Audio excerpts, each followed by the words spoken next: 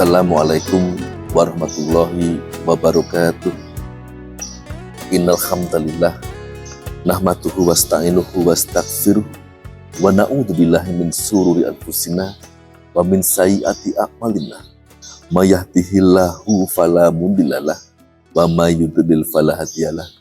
Asyhadu an la ilaha illallah wa asyhadu anna Muhammadan abduhu wa rasuluh. Allahumma sholli wa sallim wa barik ala Muhammad wa ala alihi wa sahbihi wa man ihtada bi hudahu ila yaumil qiyamah. Ya ayyuhalladzina amanu taqullaha haqqa tuqatih wa la tamutunna illa wa antum muslimun.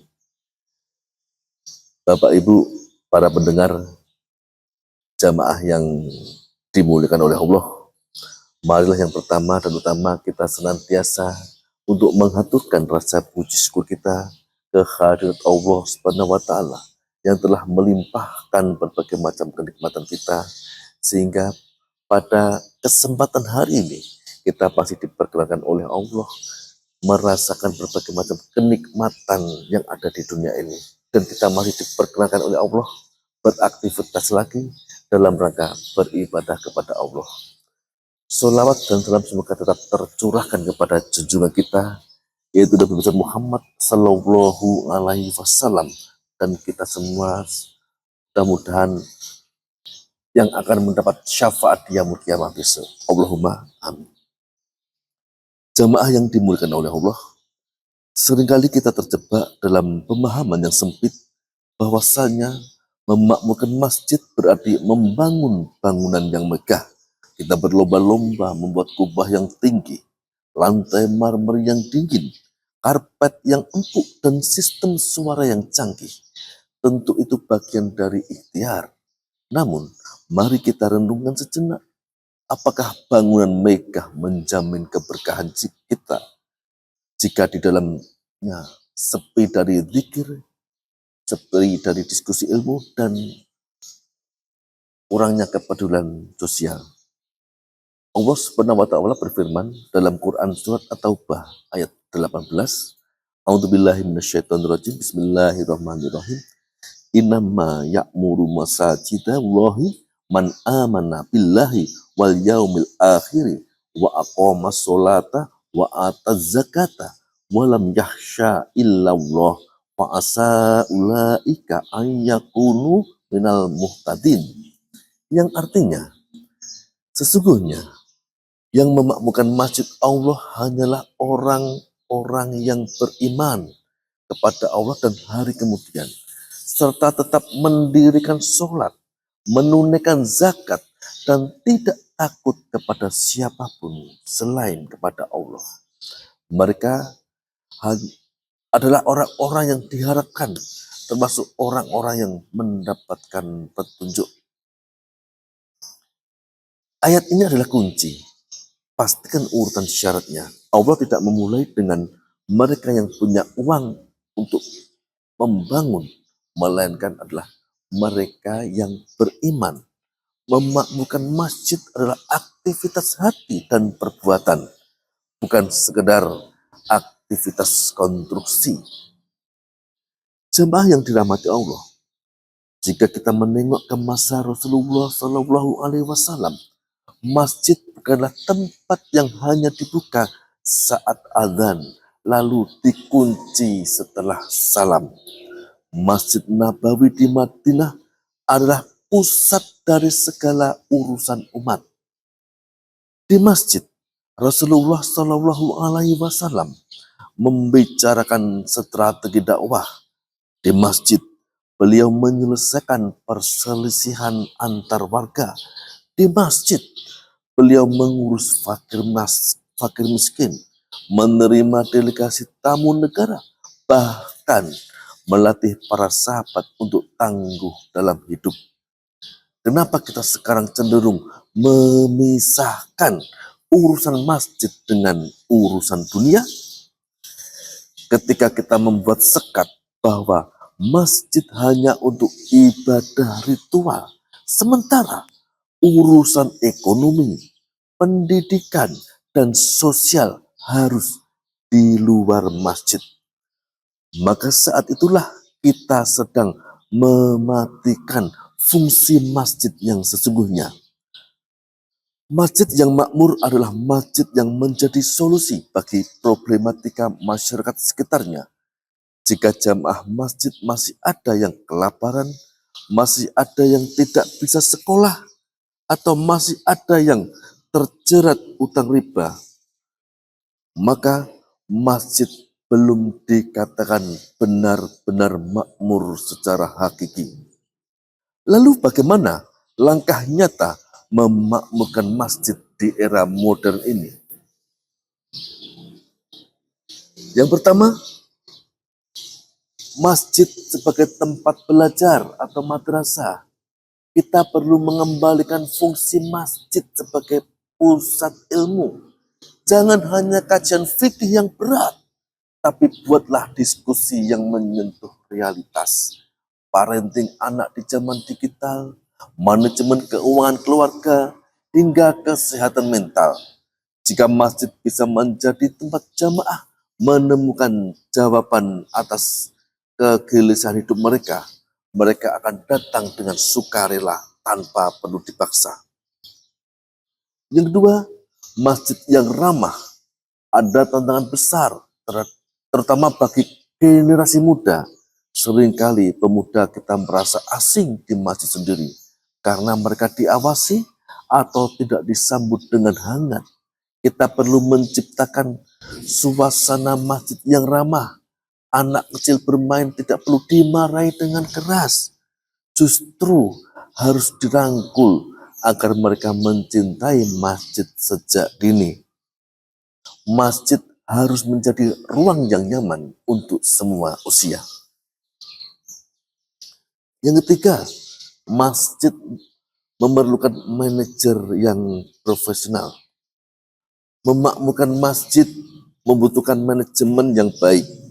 Transparansi keuangan harus ditegakkan. Jika infak jamaah dikelola dengan amanah, terlihat nyata manfaatnya, misalnya untuk membantu biaya berobat warga sekitar, maka jamaah dengan senang hati menginfakkan hartanya. Kepercayaan adalah bahan bakar utama kemakmuran masjid.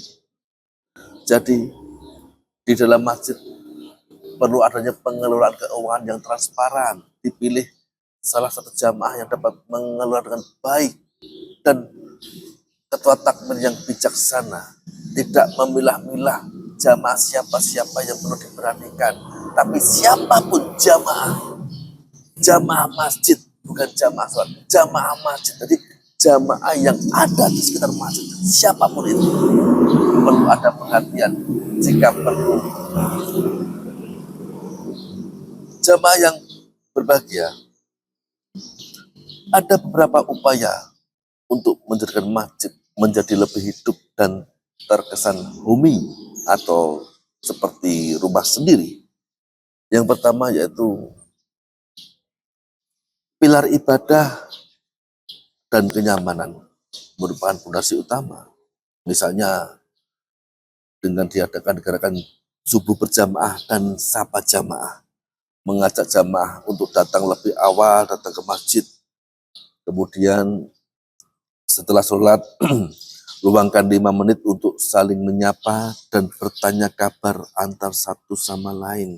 Jadi setelah salam, kita biasakan untuk menyapa antar jamaah. Ketakmiran mencontohkan, jangan sampai setelah sholat, jamaah kemudian pulang dengan keheningan tanpa ada sapaan, seolah-olah mereka melakukan sholat di masjidnya orang lain atau dalam kondisi safar. Mereka merasa asing. Buat seperti rumah saling menyapa, kehangatan kekeluargaan akan tercipta. Kemudian dapat dilakukan upaya Jumat bersih dan wangi. Ketakmiran membentuk piket gotong royong warga untuk memastikan kebersihan masjid, terutama karpet, tempat wudhu, dan kamar mandi. Kenyamanan fisik adalah pintu pertama jamaah untuk betah di masjid. Jadi ketakmiran bisa membuat jadwal tersendiri, atau jika dalam suatu masjid itu kadang-kadang ini berlaku di dalam masjid yang berada di komplek perumahan, di mana jamaahnya merupakan jamaah yang memiliki profesi, memiliki kegiatan di tempat pekerjaannya, sehingga mereka kesulitan apabila ketika hari Jumat dibuat gotong royong atau dibuat piket untuk membersihkan masjid. Dapat pula ketakmiran menunjuk beberapa orang yang ditugaskan untuk membersihkan masjid. Mungkin dari ketakmiran bisa memberi suatu imbalan sebagai balas jasa karena ditugaskan untuk membersihkan masjid secara rutin. Insya Allah apabila masjid terjaga kebersihannya, terjaga dari aroma-aroma yang tidak sedap, insya Allah jamaah akan menjadi lebih betah dan berlama-lama di masjid. Kemudian dari pilar ilmu dan pendidikan, masjid dapat mengadakan kajian yang membahas masalah tentang kehidupan nyata. Nggak usah terlalu muluk-muluk, nggak usah terlalu neko-neko, nggak usah terlalu tinggi-tinggi bahasan yang dikaji. Misalnya parenting anak di era digital, bagaimana mendidik anak di era saat ini. Digital menjadi hal yang biasa, smartphone, Android, itu merupakan hal yang biasa di kalangan jamaah, bahkan anak-anak. Kemudian bagaimana memanajemen keuangan keluarga dengan berbagai macam profesinya, atau tips bagaimana untuk meraih kesehatan secara islami. Materi-materi yang selalu berkenaan dengan kehidupan sehari-hari jamaah, insya Allah dapat menarik minat jamaah untuk mendatangi majelis tersebut. Kemudian diadakan TPA, Taman Pendidikan Al-Quran secara modern. Kurikulum TPA dibuat agar lebih menarik dan interaktif, agar anak-anak suka datang ke masjid, sehingga anak-anak akan merasa ingin tahu materi-materi apa lagi, materi-materi baru yang apa lagi, dan keseruan-keseruan apa lagi yang akan mereka dapatkan di masjid. Mereka selalu ingin tahu dan ingin tahu. Insya Allah dengan membiasakan anak-anak tersebut untuk belajar di masjid menjadi pondasi ketika mereka menginjak ke era yang lebih dewasa, menjadi remaja, untuk suka dengan tholabul ilmi. Jamaah yang berbahagia, dari segi pilar sosial dan ekonomi, masjid dapat mengumpulkan infak khusus untuk menyediakan makanan bagi jamaah yang membutuhkan setelah sholat Jum'ah, atau mendistribusikan sembako bagi warga yang kurang mampu di sekitar masjid. Biasanya masjid saat ini yang namanya Jumat Berkah itu sudah hal yang biasa. Ini merupakan salah satu upaya dari ketakmiran untuk memampukan masjidnya mereka masing-masing. Mereka berupaya agar jamaah suka untuk datang ke masjid. Terutama anak-anak, apapun alasannya. Entah alasan mereka untuk mendapatkan makanan atau snack yang berada di masjid, atau mereka suka, terserah monggo. Yang penting mereka suka terhadap masjid terlebih dahulu. Kemudian masjid dapat mengadakan layanan JIS, zakat infak sedekah, yang secara produktif. Masjid bukan hanya menerima zakat, tapi mengelolanya menjadi modal usaha untuk jamaah yang membutuhkan, tapi tidak menggunakan riba, agar ekonomi umat di sekitar masjid bisa mandiri. Kadang-kadang jamaah di sekitar masjid mengalami kesulitan modal apabila kas masjid itu gemuk secara keuangan, bagus finansialnya, bolehlah meminjamkan kas masjid untuk modal bagi jamaah tersebut, tetapi tanpa riba.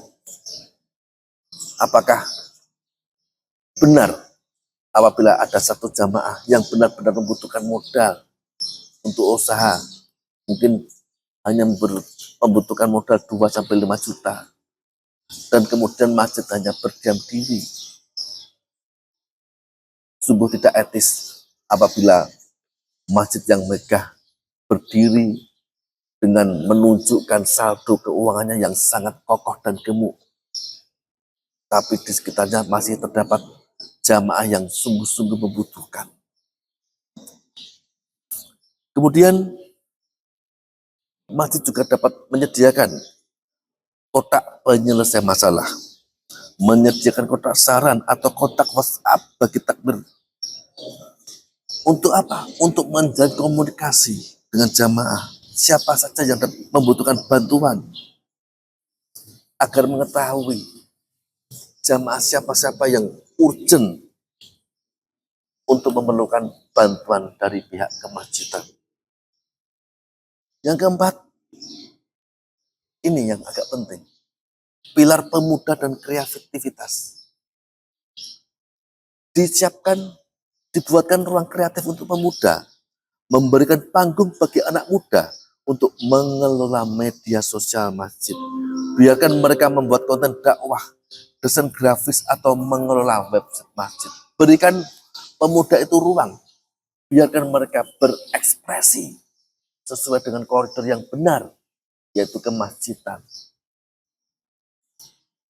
Karena saat ini adalah mode-modenya era digital, mode eranya medsos, media sosial yang digandrungi oleh hampir semua manusia. Biarkan mereka untuk membuat aksinya, membuat kreativitasnya yang dituangkan dalam media sosial, dalam upaya membangun kemakmuran masjid. Masjid juga bisa membuat masjid kafe dalam tanda petik. Sesekali disediakan kopi atau camilan di halaman masjid. Ketika sudah terkumpul pemuda berkumpul di masjid, mereka diberi kopi atau snack ringan. Kemudian diciptakan obrolan santai, diadakan diskusi dengan para ketakmiran atau sesepuh masjid atau penasihat masjid, agar ada komunikasi antar pemuda dengan ketakmiran. Jamaah yang berbahagia, memakmurkan masjid adalah investasi terbaik bagi kita semua. Setiap langkah kaki yang kita ayunkan menuju masjid, setiap rupiah yang kita keluarkan untuk keperluan masjid, dan setiap ide yang kita sumbangkan untuk kemajuan dakwah, semuanya dicatat sebagai amal jariah yang pahalanya tidak akan terputus meskipun kita sudah berada di alam barzah. Jangan menunggu menjadi orang kaya untuk memulai memakmurkan masjid. Jangan menunggu menjadi ustadz untuk mengajak orang ke masjid. Mulailah dari diri sendiri. Mulailah dari hal yang kecil. Sebagai penutup, mari kita tanyakan pada diri kita sendiri. Jika besok saya dipanggil oleh Allah, jejak apa yang sudah saya tinggalkan di masjid ini? Apakah masjid akan kehilangan seseorang yang peduli? Atau masjid tidak akan merasakan perbedaan apapun karena kita memang tidak pernah benar-benar hadir? Semoga Allah memberikan kita kekuatan untuk istiqomah, menjadikan hati kita tertambat pada masjid, dan menjadikan masjid-masjid kita sebagai mercusuar peradaban Islam yang menyejukkan umat. Mungkin hanya ini yang dapat saya sampaikan. Kurang lebihnya saya mohon maaf. Akhir kalam. Wassalamualaikum warahmatullahi wabarakatuh.